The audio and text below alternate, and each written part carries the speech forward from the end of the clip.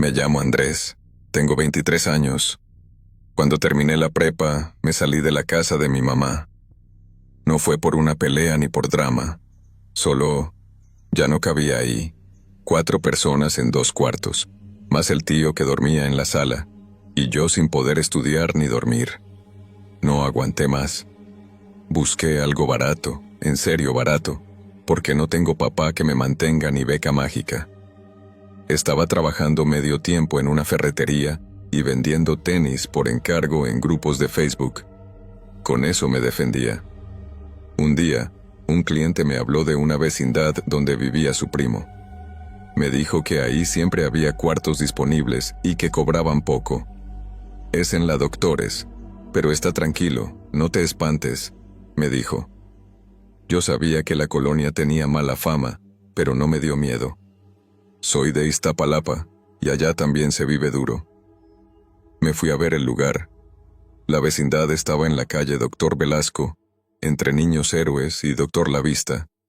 El portón era verde, oxidado, con una mirilla vieja y un timbre que no servía. Toqué. Me abrió una señora bajita, cabello teñido de rojo, ojos sin expresión. Se llamaba Elvira. ¿Vienes por lo del cuarto? Asentí. ¿Te importa que no tenga baño adentro? Negué con la cabeza. Entonces pasa. Nomás no preguntes por el 7. Me dijo eso como si fuera lo más normal del mundo. Pensé que era una broma o una superstición rara. Me reí. Ella no. ¿Entonces está disponible? Sí, el 11. Es chiquito, pero entra cama y buró, y se escucha poco la calle. ¿Cuánto traes? Le pagué la renta del mes ahí mismo. Me dio una llave. Nomás no hagas ruido de noche. Aquí la gente duerme temprano. La primera semana fue tranquila. El lugar era lo que esperaba.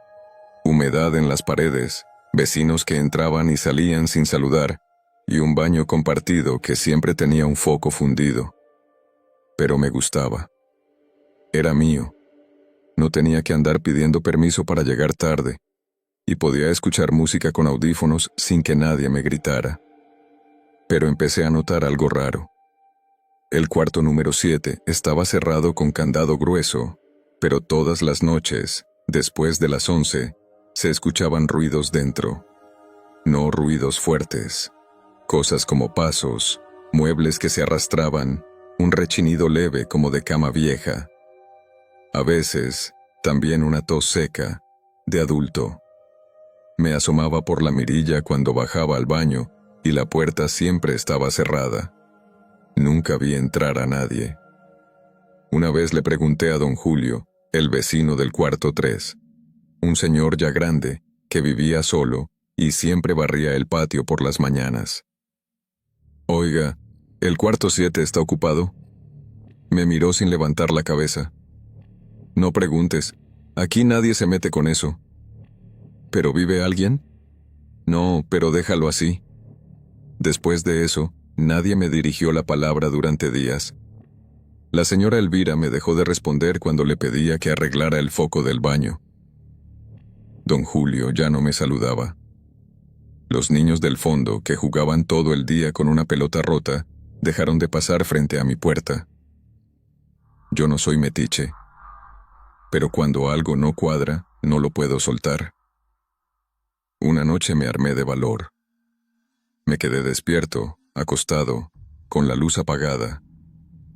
Cuando dieron las 11, se escuchó el primer sonido. Fue como una silla que se arrastra. Después, algo que parecía una puerta rechinando, aunque no hubo más ruido de bisagras. Fui hasta el pasillo y me quedé quieto. En ese momento, escuché un murmullo. Alguien dentro del cuarto hablaba. Era una voz masculina, ronca, hablando muy bajo, como si recitara algo. Me acerqué a la puerta. El candado seguía ahí. Entonces, como un reflejo, dije en voz baja: ¿hay alguien ahí? Silencio. Total. Regresé a mi cuarto. A los 5 minutos se apagó la luz del patio. A la mañana siguiente, mi puerta estaba rayada. No con letras, con líneas, como si alguien hubiera pasado una llave una y otra vez en zigzag. Nadie lo mencionó, yo tampoco, pero sentí que ese fue el primer aviso. Al mes, encontré trabajo fijo en una papelería en el centro. Eso me ayudó a estabilizarme. Pero el cuarto 7 no me dejaba en paz. Empecé a anotar los horarios. Cada noche los ruidos comenzaban entre 11:02 y 11:07 y se detenían justo a las 3:11 a.m., como si fuera un horario establecido. Había noches en las que escuchaba más claro. Suspiros, crujidos, una especie de zumbido eléctrico. Lo grabé varias veces con mi celular, pero el micrófono solo captaba un ruido de fondo tenue, como si algo evitara que se registrara lo que yo oía. Un sábado, me atreví a hablarle otra vez a la señora Elvira. Le dije directo: ¿por qué todos fingen que el cuarto 7 no se usa, si claramente hay alguien ahí? Me miró por largo rato. Luego suspiró, como si tuviera que soltar algo muy pesado. Mira, muchacho, el 7 no se renta porque el que vivía ahí se murió adentro, solo, y nadie lo supo hasta semanas después. Era alcohólico. Nadie lo visitaba. Cuando lo encontraron, ya olía. Nadie quiso limpiar. El cuarto quedó cerrado. Pero alguien, no sé quién, sigue usando su llave. Y nadie quiere saber quién es. ¿Cómo que alguien? No lo veas. No lo hables. No lo busques. Tú no sabes en lo que te estás metiendo. ¿Y por qué no lo denuncian? ¿Y qué vas a decir? Vecino fantasma mueve muebles de noche. No, joven. Aquí todos sabemos que hay cosas que es mejor no tocar. Así se vive aquí. Esa noche me fui a dormir con un nudo en la garganta. No por lo que dijo Elvira, sino por cómo lo dijo. Como si lo hubieran aceptado. Como si convivieran con eso como parte de la rutina. Pero yo no podía. Un martes, llegué tarde del trabajo. Llovía. El patio estaba oscuro, solo iluminado por un farol viejo que chispeaba. Caminé con cuidado. Cuando pasé frente al cuarto 7, escuché un golpe. Fuerte. Como si alguien hubiera aventado una caja al suelo. Me detuve. Nadie más parecía haberlo oído. Me acerqué. El candado no estaba. La puerta estaba entreabierta. Mi corazón empezó a latir como tambor. Sabía que debía seguir de largo, pero algo me empujó. Toqué con los nudillos. No contestó nadie. Empujé con la punta de los dedos. El interior estaba en penumbra. Una cama con el colchón vencido. Una silla coja. Ropa vieja en el suelo. Olía a humedad y cigarro rancio. Y en la esquina, una grabadora, de esas de casete, noventeras, estaba encendida. No reproducía nada. Solo sonaba el clic, clic, clic de la cinta terminada. Me acerqué. La apagué. Entonces, detrás de mí, se oyó la tos. Esa tos seca, de hombre viejo. Volteé en un segundo. No había nadie. Salí corriendo. Cerré la puerta como pude. Le puse el candado. Al día siguiente, ya no estaba mi llave en el llavero. Solo faltaba la del 7. No me fui de inmediato. Me quedé 2 semanas más, con la esperanza de que las cosas volvieran a la normalidad. Pero cada noche los ruidos se hacían más fuertes. Las voces se entendían menos, pero estaban ahí. Y una madrugada, alguien tocó mi puerta. 3 golpes, seguidos, fijos. Me levanté y miré por la mirilla. Nadie, solo la luz del patio. Cuando abrí, había una hoja doblada en el piso. Era vieja, arrugada. Tenía escrito: «Déjalo en paz. Él ya no es de aquí. Tú sí. No lo despiertes». Esa mañana hice mi maleta. No esperé el final del mes. Le dejé la llave del cuarto 11 a don Julio. Él no dijo nada, solo asintió, como si supiera que era lo correcto. Me mudé a otro sitio, en Portales, más caro, más lejos, más aburrido, pero sin cuartos en silencio que murmuran cosas que no se pueden entender. Y desde entonces, cuando camino por la Doctores y paso por una vecindad cerrada, siempre me pregunto si el cuarto número 7 sigue teniendo inquilino. Y si ese inquilino sigue sin saber que ya nadie lo espera.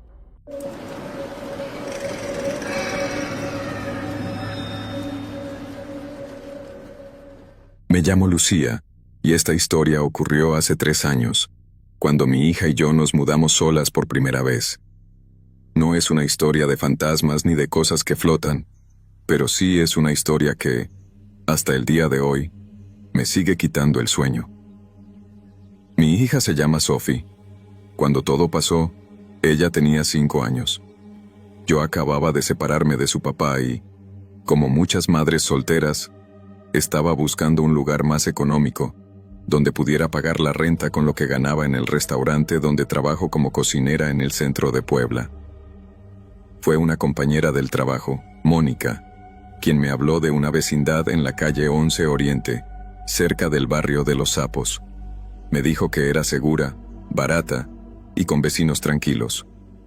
El cuarto que se había desocupado era amplio, con baño propio y acceso al patio común. Lo único que me advirtió fue: son gente medio rara, como que les gusta saber todo, pero si tú no te metes en nada, no pasa nada. Como en ese momento no tenía muchas opciones, fui a verla. Era una construcción vieja, de 2 pisos, con un pasillo largo que conectaba unos 8 cuartos alrededor de un patio interior. El zaguán tenía una cerradura grande y pesada, y junto a la entrada, una Virgen de Guadalupe llena de veladoras derretidas. El lugar olía a humedad y flores viejas, pero estaba limpio. Me gustó. Me recibió doña Marta, una señora de unos 70 años, con moño en la cabeza y una mirada que no se le pasaba nada. Me mostró el cuarto disponible, el número 7, en planta baja, justo frente al lavadero común. Aquí vivía un muchacho, Mario. Se fue hace poco. Tú sabrás, con la juventud, no avisan nada, pero dejó todo en orden. Nada más no metas hombres aquí, ¿eh? Aquí vivimos puras mujeres, y así queremos que siga. Firmé el contrato al día siguiente. Me mudé con Sophie un lunes por la mañana. Llevábamos pocas cosas: una cama, una estufa de gas, mi ropa, la suya, y un par de cajas con libros, juguetes y trastes. Los vecinos me miraban desde las puertas entreabiertas. Nadie saludaba, pero todos miraban. Eran, en su mayoría, mujeres solas o viudas, todas mayores de 50. Solo había otra mujer joven, de mi edad más o menos, pero nunca la vi salir de su cuarto. A los 2 días, me di cuenta de que nadie hablaba fuerte. No ponían música, no cocinaban con la puerta abierta. Todo era silencioso, como si estuvieran esperando algo. La primera noche que pasamos ahí, Sophie se despertó a las 3 de la mañana, meciéndose en la cama. «Mamá, huele a feo». Me levanté. Era cierto. Había un olor raro en el cuarto. No a caño ni a gas. Más bien algo dulzón, fuerte, como metal húmedo. Pensé que podía ser de la coladera. Eché agua con cloro, pero no se quitó. Cuando salí al patio para ver si venía de afuera, me encontré a doña Carmen, la vecina del cuarto 4, parada en medio del pasillo, con bata y chanclas. «No se preocupe, hija. A veces huele así cuando va a llover». No llovió esa noche.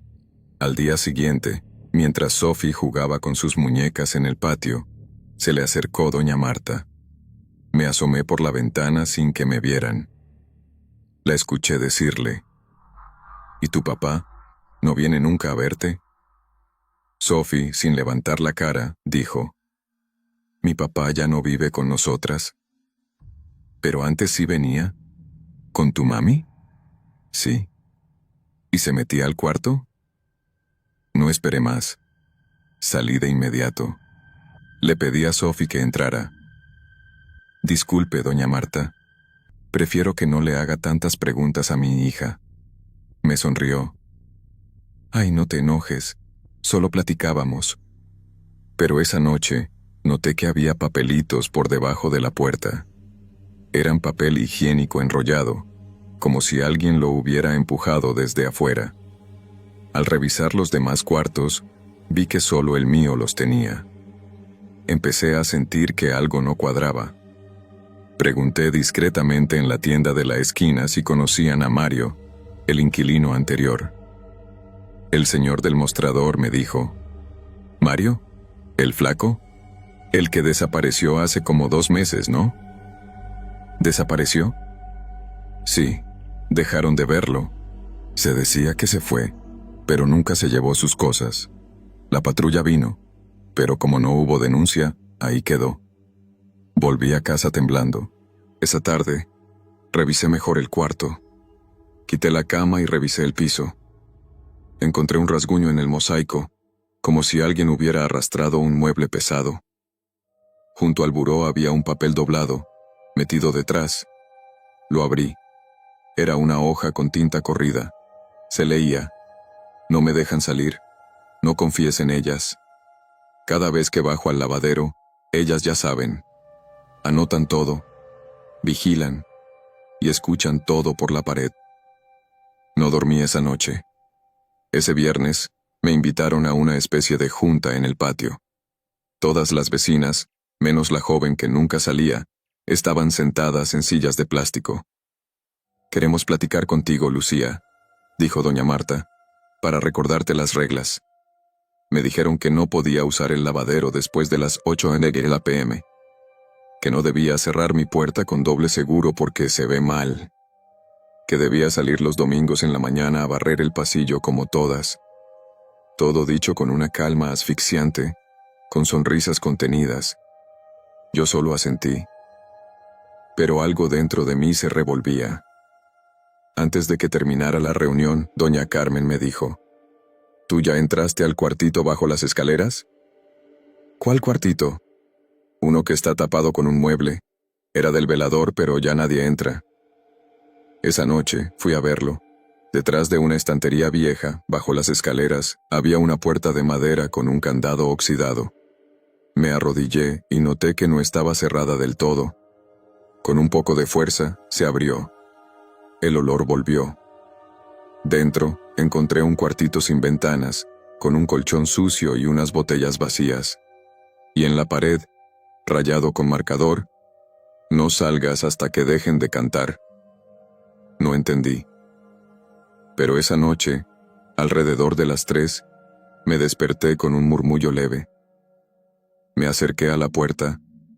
Era un canto suave, de varias voces, como si estuvieran rezando. No eran palabras que reconociera, solo sonidos largos, melancólicos, que venían del patio. No me atreví a salir. El sábado por la mañana, me enfrenté a doña Marta.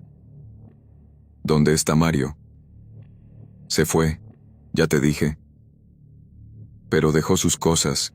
Nadie supo más de él. Se me acercó. «Mira, Lucía, aquí vivimos mujeres que hemos pasado cosas feas, hombres que nos hicieron daño. Esta vecindad es diferente. Aquí no entra nadie que no queramos, y no sale nadie sin permiso». Me congelé. Volví a entrar al cuarto. Empaqué todo lo que pude en bolsas. Desperté a Sophie y le dije que íbamos a irnos. Cuando salí al pasillo, las 7 vecinas estaban ahí paradas, bloqueando la salida. «Lucía, no te puedes ir. Aún no terminas de demostrar que sabes vivir aquí». Dejé las bolsas. Agarré a Sophie. Corrí al baño común, el único lugar con ventana a la calle. Rompí el mosquitero, la pasé primero y salí detrás. Grité pidiendo ayuda. Un vecino de enfrente llamó a la policía. Cuando llegaron, nadie abrió la puerta de la vecindad.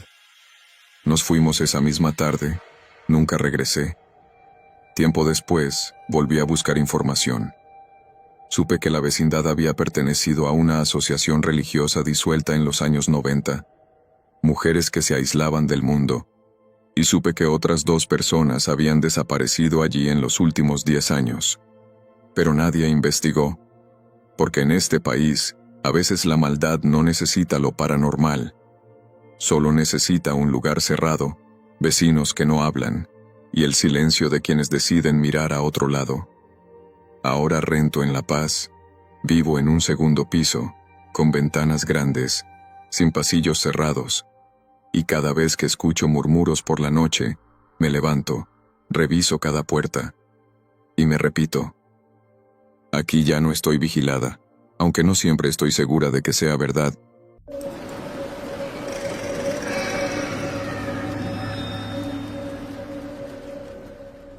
Me llamo Ignacio, pero todos me dicen Nacho. Tengo 23 años y estudio ingeniería mecánica en el IPN.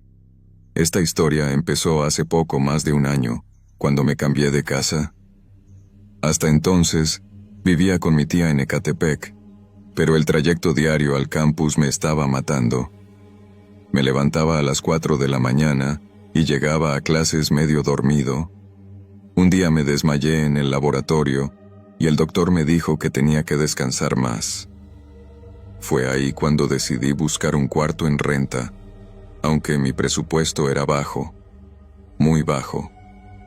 Después de semanas revisando anuncios en Facebook y en grupos de estudiantes, encontré una publicación en un grupo cerrado. Cuarto en renta para estudiante, económico. Zona Tlalpan Centro, ambiente tranquilo. El precio era ridículo, $1,500 al mes. En la foto se veía un cuarto pequeño, con una cama individual, una mesa de plástico y una repisa empotrada. Me sorprendió que no estuviera ya rentado, así que llamé de inmediato.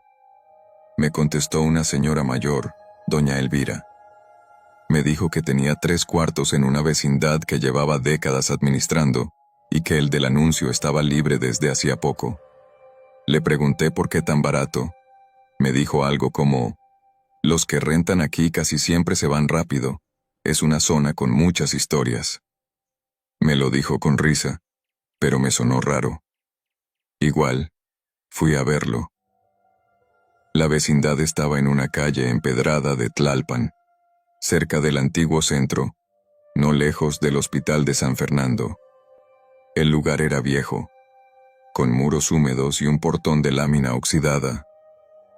Adentro había un patio central con 4 puertas en la planta baja y una escalera de fierro que llevaba a 3 cuartos más en el segundo piso.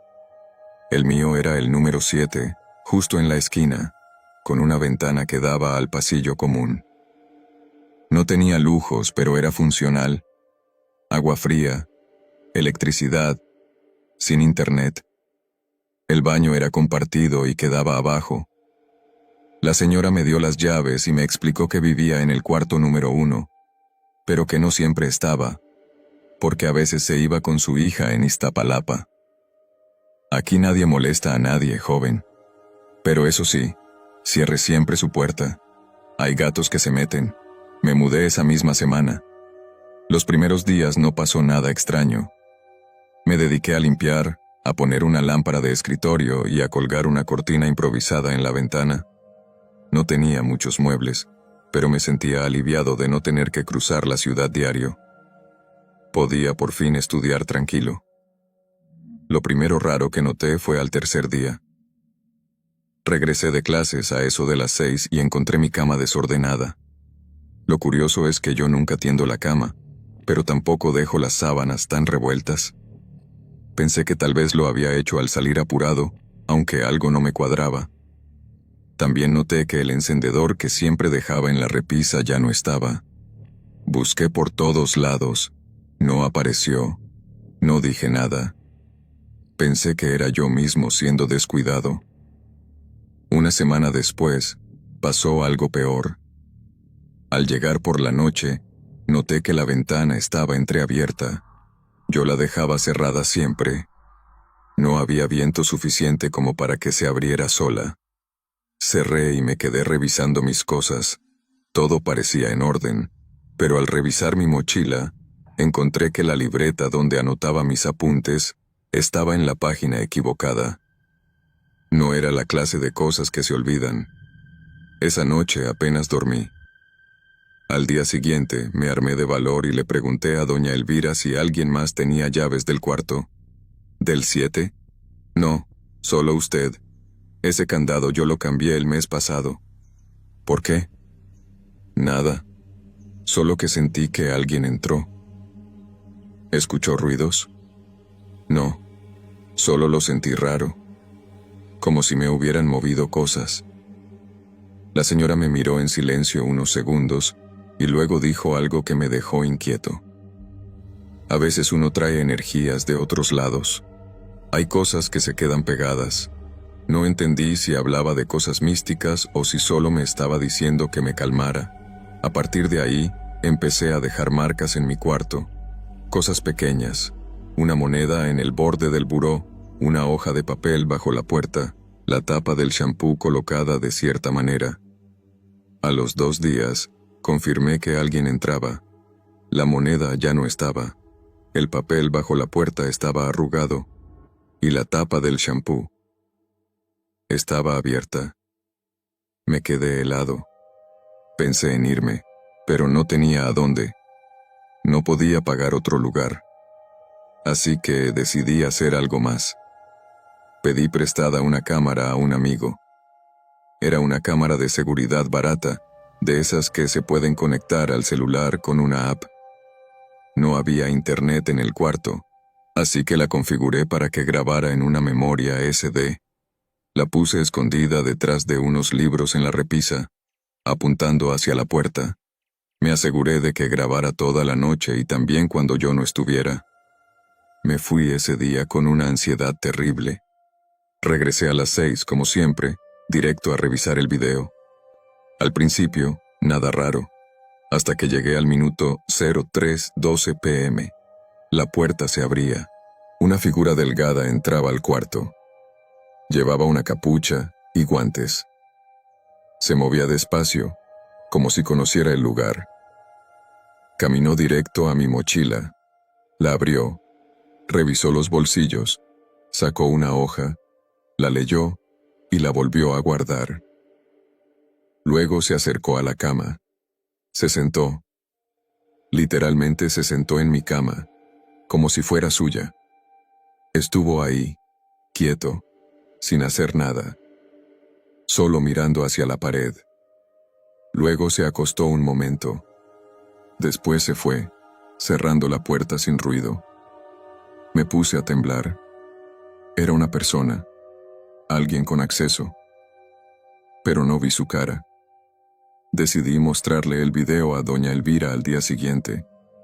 Cuando fui a buscarla, me dijo que se iría unos días con su hija, que si podía cuidar la entrada. No me dio oportunidad de hablar. Me sentí abandonado. Esa noche, dormí con un cuchillo de cocina bajo la almohada. Pero el verdadero infierno comenzó después. La cámara empezó a moverse sola. La noche siguiente, cuando revisé la grabación, vi que a las 3:47 a.m., la cámara se desvió. Alguien la movió con el dedo. Solo se veía un plano fijo del techo. No supe si fue mientras dormía o si fue en otro momento. El miedo me paralizó. A la mañana siguiente, encontré algo bajo mi almohada. El encendedor perdido, el que había desaparecido hacía semanas. Estaba ahí, como si alguien lo hubiera dejado a propósito, como un mensaje. Esa tarde salí corriendo. Me quedé en casa de un compañero. Al día siguiente, con él acompañándome, volví por mis cosas. No encontramos nada raro. No se habían llevado nada. Pero al mover la cama para empacar, descubrimos algo pegado al marco de madera. Un micrófono. Uno diminuto, casi del tamaño de una moneda de 10 centavos. Yo no lo había puesto ahí. Fuimos a la policía. Me acompañaron a ver el lugar. Revisaron, tomaron nota. Dijeron que era raro, que tal vez había sido algún otro inquilino anterior, pero no prometieron nada. No hicieron más. Doña Elvira no volvió. La vecindad quedó a cargo de un tipo que nunca vi antes. Me fui para siempre. Busqué otro cuarto en Iztacalco, donde vivo ahora, pero todo esto me marcó. A veces, al llegar a casa, reviso cada rincón. Cierro las puertas con doble llave. Dejo marcas, igual que antes. Y, lo peor de todo, aún conservo esa cámara. Hace poco revisé la última grabación. Nunca la había visto completa.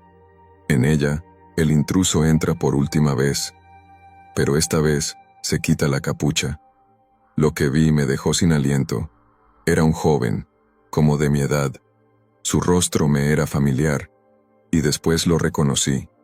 Era un estudiante de mi carrera, de uno de mis grupos. Nunca habíamos hablado, ni siquiera sabía su nombre, pero ahí estaba, sonriendo, sentado en mi cama. Y al final del video, antes de irse, se acercaba a la cámara. La tomaba con la mano y decía algo que solo ahora, con auriculares, logré descifrar. ¿Crees que te ibas a dar cuenta?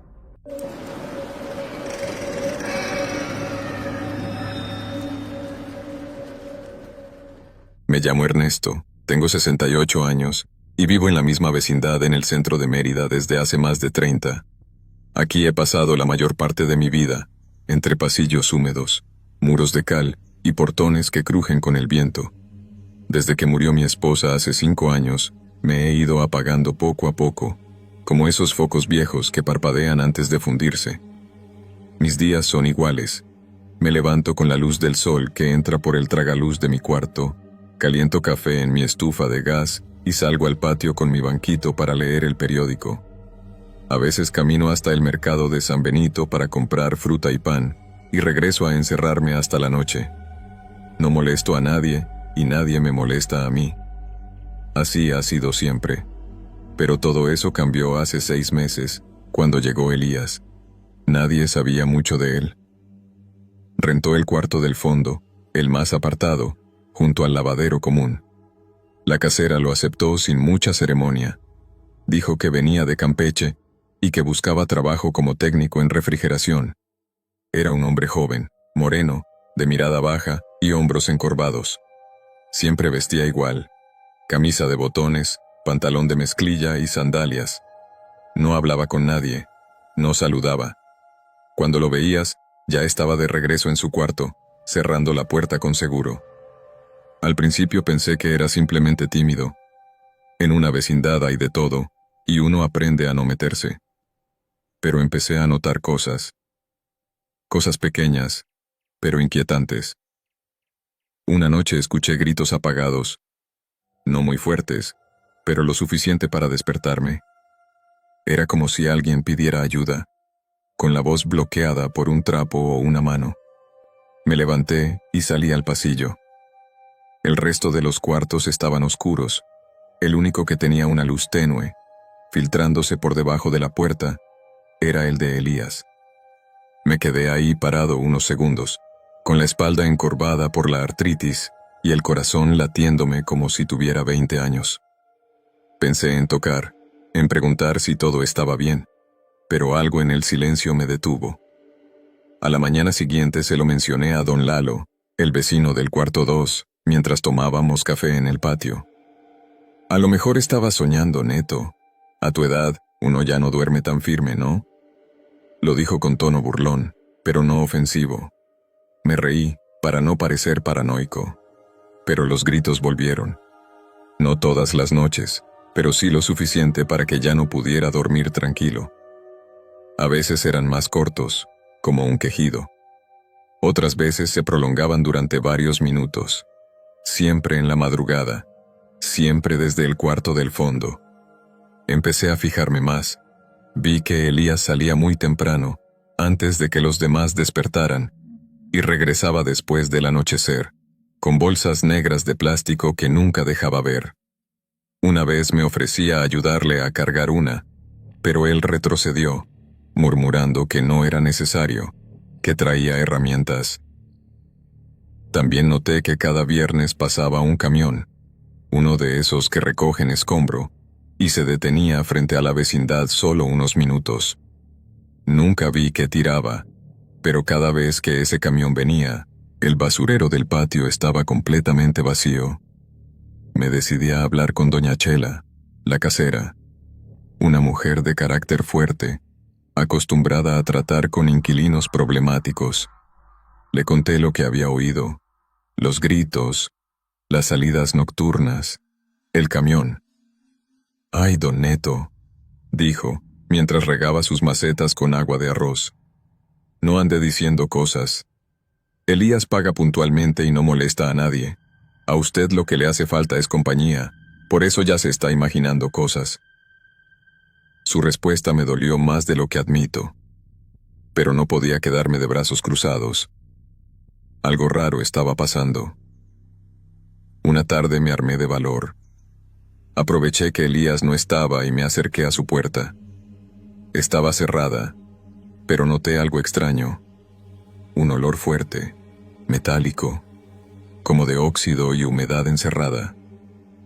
Me agaché y vi que la parte inferior de la puerta tenía una línea oscura, como si algún líquido se hubiera filtrado y luego secado. Le tomé una foto y la llevé a la policía del centro, cerca de San Juan. Me atendió un joven agente que apenas si me escuchó. Me miró como si fuera un abuelo desorientado. Dijo que sin pruebas concretas no podían hacer nada, que si no había alguien desaparecido, no había motivo para entrar a una propiedad privada. ¿Y si lo que hay adentro no puede pedir ayuda porque ya no puede hablar?, le dije. Me contestó con un encogimiento de hombros. No podemos actuar con suposiciones, don Ernesto. Regresé a la vecindad esa noche con una mezcla de enojo y miedo. Me senté afuera de mi cuarto, bajo la luz amarillenta del foco del pasillo, y esperé. A las 11:20 vi a Elías regresar. No llevaba bolsas, solo un costal blanco, como los que usan en los ranchos para cargar tierra o maíz. Lo arrastraba. El sonido de la tela raspando contra el piso me revolvió el estómago. Lo vi abrir su puerta, meter el costal y cerrar con seguro. Me miró de reojo. No dijo nada. Yo tampoco. Esa fue la última vez que lo vi. A la mañana siguiente, su puerta estaba entreabierta, cosa que nunca ocurría. Me acerqué despacio, sin saber si debía entrar. Pero lo hice. Tenía que hacerlo. El interior estaba en penumbras. Olía a sudor viejo, a metal, a encierro. Había una cama individual con sábanas revueltas, un ventilador oxidado y un escritorio lleno de papeles y herramientas. En una esquina, un refrigerador industrial, de esos usados para carnes frías. Estaba enchufado, con un zumbido constante. Me acerqué, dudé, y lo abrí. Adentro no había cuerpos, ni sangre, solo bolsas negras, muchas, apiladas. Las toqué. Estaban frías. Algunas pesaban más que otras. Abrí una, temblando. Contenía ropa de mujer. Otra tenía zapatos. Otra más, fotografías de personas que no conocía. Cerré el refrigerador, salí corriendo y llamé otra vez a la policía. Esta vez mandaron una patrulla. Entraron al cuarto, revisaron todo, y cuando terminaron, dijeron que no había delito que perseguir. Elías ya no volvió. La casera dijo que dejó la renta pagada hasta el siguiente mes y que le había dicho que se iba a trabajar a Cancún. El cuarto quedó vacío. Durante un tiempo, nadie habló del tema. Algunos vecinos me preguntaron en broma si ya se me había pasado la novela. Me reía para no pelear, pero por dentro sabía que no me había equivocado. Semanas después, una nota breve apareció en el Diario de Yucatán. Decía que en un rancho abandonado en la carretera a Tikul, habían encontrado pertenencias de al menos 3 personas reportadas como desaparecidas. Entre los objetos recuperados había fotografías, zapatos y bolsas negras. Nunca mencionaron nombres, nunca hablaron de Elías. Pero yo supe. Ahora paso los días en la misma rutina, con la diferencia de que ya nadie me toma en serio.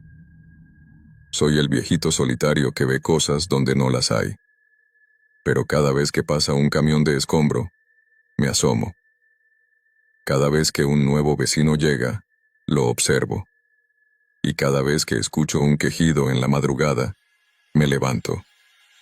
Porque a mi edad, tal vez no tengo mucho que ofrecer, pero tengo memoria. Y la memoria no se oxida como los huesos. Algunos se olvidan de lo que han visto. Yo no. Y en esta ciudad donde el calor te adormece, donde la gente prefiere no mirar, yo sigo esperando el momento en que otro Elías deje la puerta entreabierta.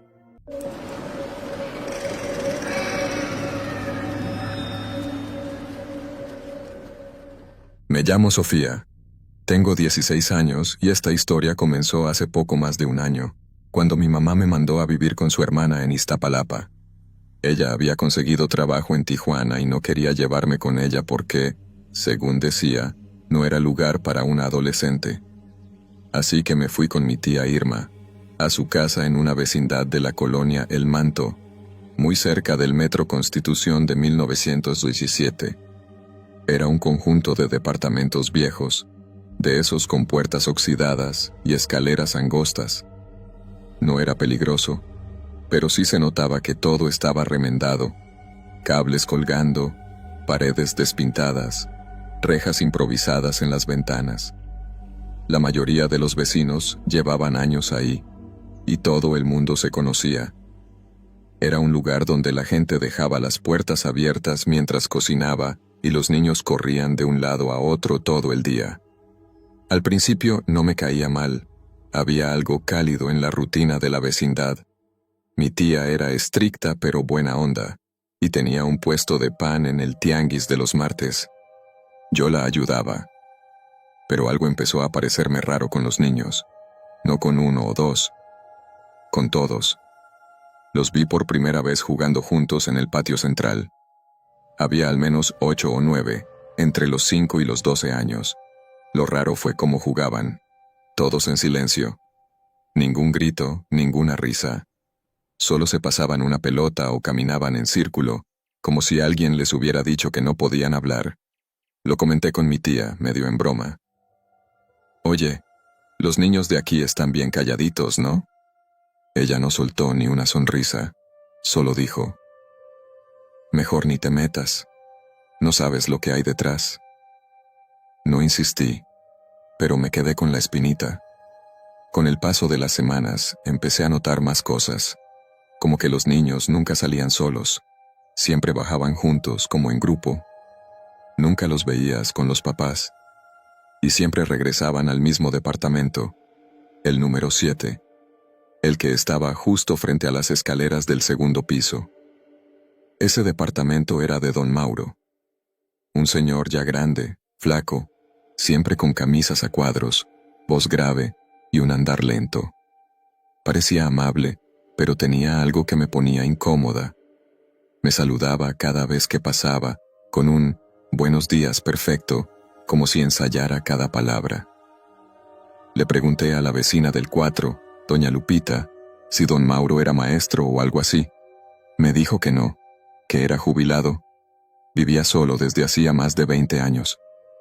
¿Y por qué siempre están los niños con él?, le pregunté. Me miró y se santiguó, como si eso fuera respuesta suficiente. Con el tiempo, me volví amiga de una niña de 11 años que vivía en el mismo edificio. Se llamaba Montserrat, pero todos le decían Monse. Era lista y le gustaba dibujar. A veces me pedía que le prestara mis colores. Un día le pregunté, muy casual, ¿qué hacen allá adentro, en casa del señor Mauro?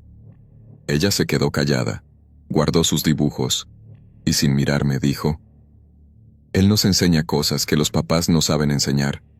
No supe qué responder. ¿Qué clase de cosas? Le pregunté más, pero se fue sin decir palabra. A partir de ahí empecé a poner más atención. Descubrí que todos los jueves por la tarde, Los niños entraban al departamento de don Mauro durante al menos 3 horas, siempre a la misma hora, y cuando salían, lo hacían en fila, cabizbajos, sin decir una palabra, como soldados. Un día, desde la ventana del cuarto donde dormía, vi que uno de los niños salía llorando. Su nombre era Kevin. Vivía con su abuela. Lo vi limpiarse la cara con la manga de la sudadera y correr hacia su casa. Fui a tocarle a su abuela, doña Margarita, para ver si estaba bien. Me abrió con cara de susto. «¿Kevin está bien? Está castigado», me dijo, y cerró la puerta sin más. Eso fue el inicio. Empecé a sentir que algo muy torcido pasaba en ese departamento. Me metí a buscar información sobre el tal don Mauro. Le pregunté a mi tía, pero me dijo que no me metiera, que en esa vecindad todos sabían cosas, pero nadie hablaba porque la gente que se metía en lo que no debía terminaba fuera. ¿Te acuerdas de la familia de los Ortega?, me dijo una noche. No, porque ya no están. Se fueron hace 6 meses. La mamá se puso loca. Decía que su hijo había cambiado, que le hablaba diferente, que hablaba dormido. Hasta que un día agarró sus cosas y se fue gritando que ese señor los había embrujado, o no sé qué. Y nadie hizo nada. Nadie puede probar nada. Nadie sabe qué pasa adentro. Yo quería saber. Me empezó a obsesionar. Una tarde, me escondí afuera del departamento 7 con mi celular. Puse a grabar. Me agaché en las escaleras, detrás de una cubeta, y esperé. Los niños empezaron a llegar. Monse me miró por un segundo antes de entrar, como si supiera que yo estaba ahí. Se quedó un segundo más de lo necesario. Luego entró. Grabé 1 hora. Al principio no se oía nada, solo silencio. Luego, se escucharon susurros. Voces de niños repitiendo palabras. Algo como: no somos únicos.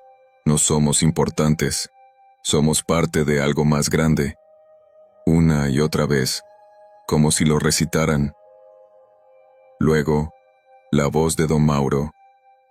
Si hablan de esto, el castigo será peor que el silencio. ¿Entienden? Silencio. Apagué el celular. No podía más. Lo que sea que estaba pasando ahí, no era un simple taller. Era control. Manipulación. Tal vez algo peor. Subí corriendo a mi cuarto. Le mostré el audio a mi tía. Ella me quitó el teléfono, lo borró, y me miró directo. No tienes idea de lo que estás haciendo. Él tiene amigos, en la delegación, en la policía. Todos lo saben, nadie le toca. No dormí esa noche. Pensé en hablar con mi mamá, en pedirle que me sacara de ahí, pero sabía que no podía dejar a Monse, ni a los demás niños. No después de lo que había oído. Así que empecé a escribir todo. Lo anoté en un cuaderno. Los nombres de los niños, las horas, las frases, las veces que salían llorando. Era mi única prueba. Pensaba en llevárselo a alguien, a una reportera, a una maestra, a una psicóloga. Pero una noche, justo cuando estaba revisando mi cuaderno, me tocaron la puerta. Eran las 10. Me asomé. Nadie. Solo un sobre en el piso. Lo abrí. Dentro había una hoja doblada. Una sola frase. Esto no es asunto tuyo, Sofía. Deja a los niños en paz. La letra era de adulto. Y la tinta, fresca. Desde entonces no he vuelto a ver a Monse. Su mamá dice que está enferma. Pero no la vi ni en el patio, ni en el tianguis, ni en la escuela. A Kevin lo mandaron con su papá a Chalco. Los demás siguen entrando al departamento 7 cada jueves, a la misma hora. Y yo estoy buscando a alguien que me ayude a contar esto. Porque sé que si me quedo callada, todo seguirá. Y nadie hará nada. Porque los niños no hablan. porque los adultos tienen miedo, y porque don Mauro, cada vez que me ve, sonríe como si supiera que yo ya entendí, pero que no puedo hacer nada.